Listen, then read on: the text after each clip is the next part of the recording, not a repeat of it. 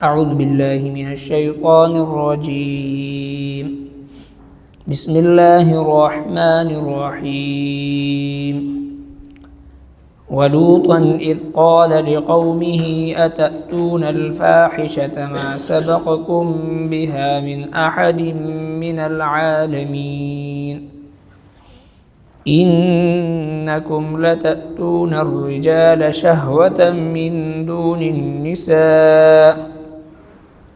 بل أنتم قوم مسرفون. وما كان جواب قومه إلا أن قالوا أخرجوهم من قريتكم إنهم أناس يتطهرون. فأنجيناه وأهله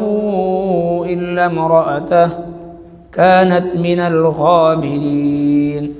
وأمطرنا عليهم مطرا فانظر كيف كان عاقبة المجرمين. صدق الله العظيم.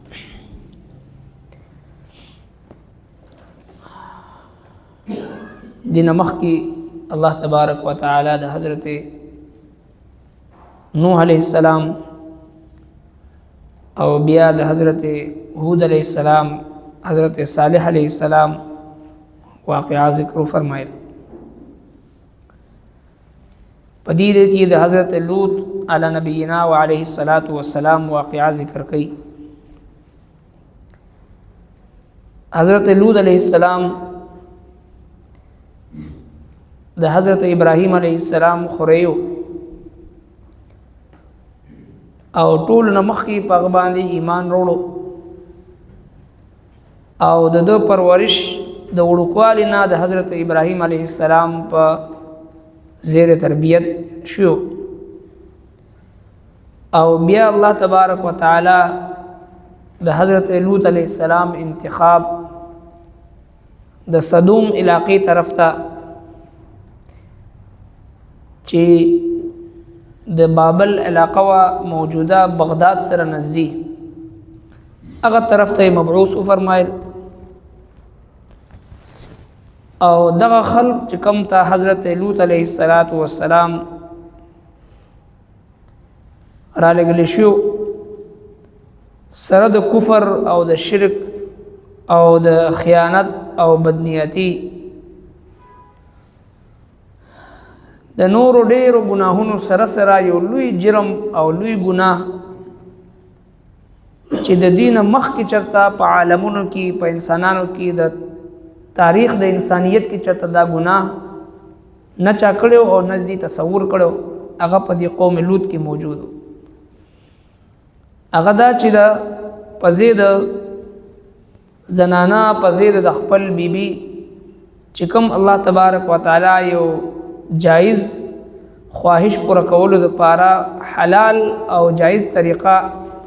هغه دغه اجازه ورکړي دي داغه نه هټ کې دوی د هم جنس پرستی او دغه سي نارینه سره د خپل شهوت د پوره کولو چې کوم قبیح او حرام او انتهایی د الله تبارک وتعالى عذاب ته دعوت ورکولو والا یو قبیح فعل دغه قوم لوط دغه ابتدا دوی وکړه. نو حضرت لوط علیہ السلام دغه قوم تراغي د توحید دعوت سره سره دوی ته دا دعوت ورکړو چې آیا تاسو داسې فحش کار کوئ چې تاسو نه مخکې چرته په انسانانو کې چا دا کار نه کړی. انسانان څه کوي تر دې پورې چې زناور هم د دې جرأت نشي کولی، زناور هم داسې معامله نه کوي چې د هم جنس پرستی دا تصور دا پاغوی کې هم نشته دی. دا خو غیر شرعي غیر فطری غیر اخلاقی حرکت دی. لہذا تاسو ډېر د حد نه تیریدونکي قوم یې. د قوم د طرف نه دا جواب راغی چې د لوط علیه السلام چې د دې علاقې نه وشړی او ځکه چې دا ډېر پاک باز انسان دی استهزاء دا خبرو دا خو ډېر پاک دی او مونږ ناپاک خلک یو، مونږ ناپاکو خلکو کې دي څه کوي په کار چې دا خار پرې دی اوزي او د حضرت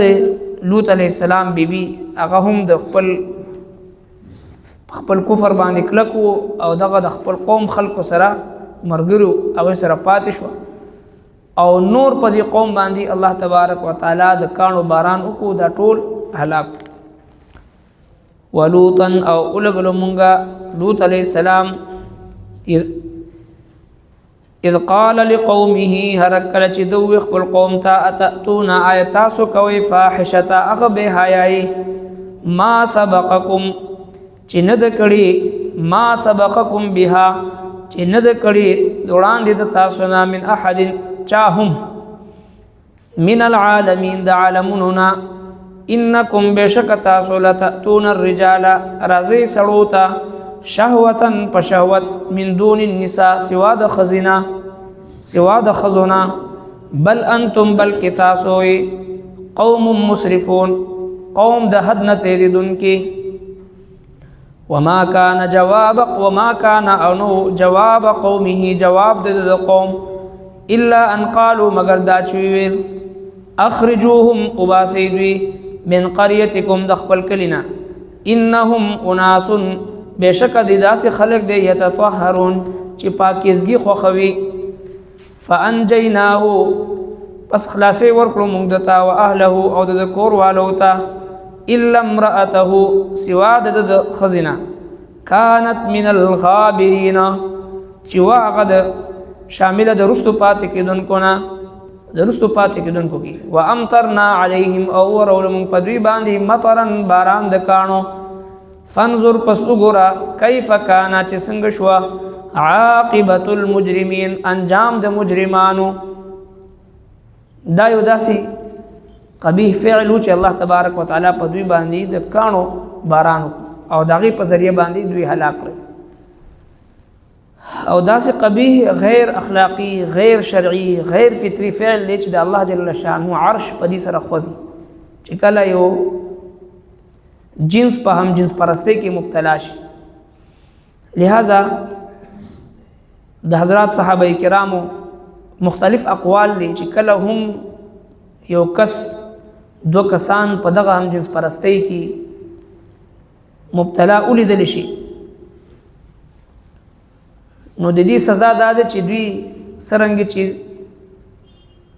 زناکار سړی او زناکار خزه شادي شوده وي نو دغه سزا قتل دی نو دغه سي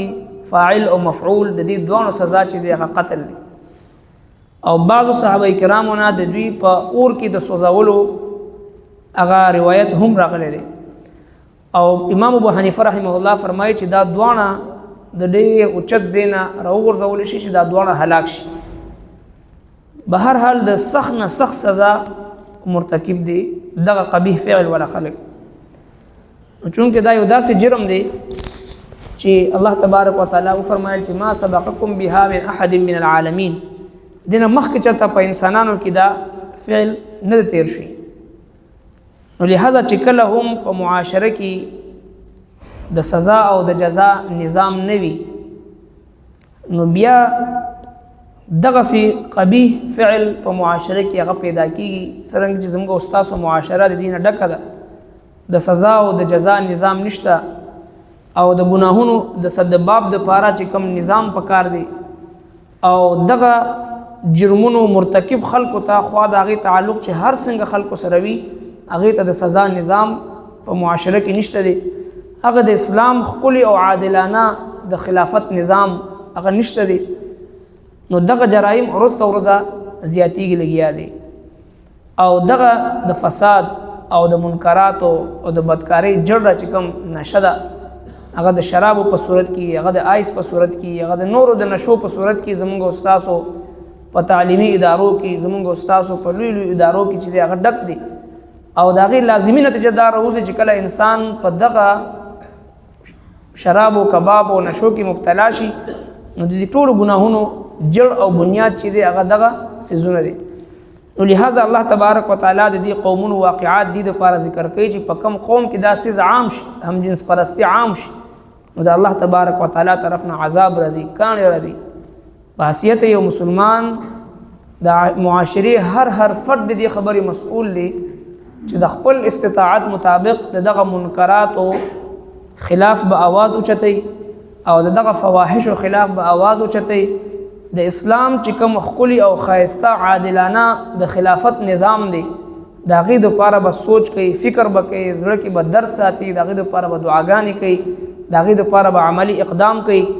دا غي د پاره چې د خلافت نظام خلافت چې کوم د قران او د سنت تعلیم دی د قران او د سنت عادلانه نظام دی چې پاغي کې د انسانانو سره سره د زناورو حقوق هم چې د پاغي کې متعین وي انسانان خو څه کوي پاغه عادلانه نظام کې زناور سره هم چې د ظلم او زیاتی دا غي تصور څوک نشي کولی نو لہذا الله تبارک وتعالى دغه جرایم چې هغه هم جنس پرستی ده او هغه د نور منکرات دي نور فواحش دي چې کم 13 قومونو کې هغه کله عام شو د الله تبارک وتعالى عذابونه هغه په قومونو باندې مسلط کړي شو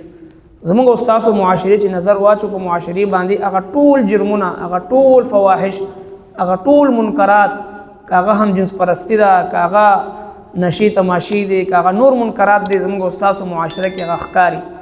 نو بیا چې کله د الله عذاب راځي دا خو د نبی علیہ الصلوۃ والسلام د رحمت په توفیل باندې مجموعي طور باندې پټول باندې عذاب نه راځي دا د نبی علیہ الصلوۃ والسلام د رحمت هغه برکت دی وګرنه هغه ټول فواحش او منکرات زموږ استاد معاشره کې موجود دي چې د کوم وجه نه مخکینی قومونه صفایسته نه مټاو کړی شوی